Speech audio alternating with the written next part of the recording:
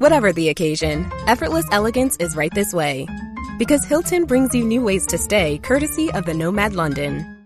And it doesn't stop at award-winning dining in a space draped in velvet and illuminated by vintage chandeliers. No, this day goes beyond with unparalleled personalized service and attentive hospitality. Oh, and did we mention the Nomad London can be booked using your Hilton Honors points at Hilton.com? Hilton, for this day. So as of late, there's been complaints from Netflix users that when they log on, this screen pops up.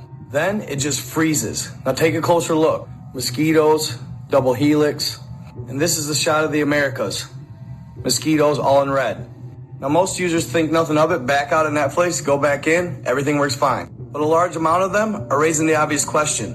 What is it? What does it mean?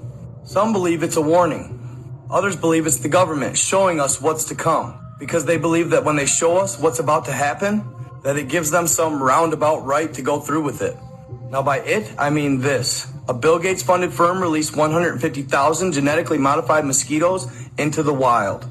And by wild, they're referring to the United States, namely Florida. And they will continue to release 12,000 mosquitoes every week for 16 weeks, in hopes that by the end of the year, over 20 million mosquitoes will have been created after mating. Now how does it work and why are they doing this? Well, I'm glad you asked. First, the why. The proposed objective? To curb malaria and the dengue fever. And they're going to do this by using the Aedes aegypti species of mosquito, being that the females of this particular mosquito species carry and spread the diseases while the males simply can't. So Bill Gates funded Oxitec out of the UK would genetically engineer the males to carry a certain gene. This particular trait or gene gets passed on to the offspring, killing the female offspring in the early larva stages, while allowing the males to be born continuously carrying the trait, hoping that by some miracle they can actually defeat Mother Nature and kill off all the females in this particular mosquito species. But good news, guys, they've already ran test trials, so we aren't the guinea pigs. In Brazil, Malaysia, Panama, and the Cayman Islands.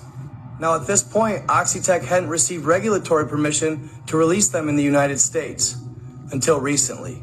It apparently started in May. Notice how this one kind of flew under the radar? And I couldn't help it. As I was reading the articles, a couple questions popped into my head.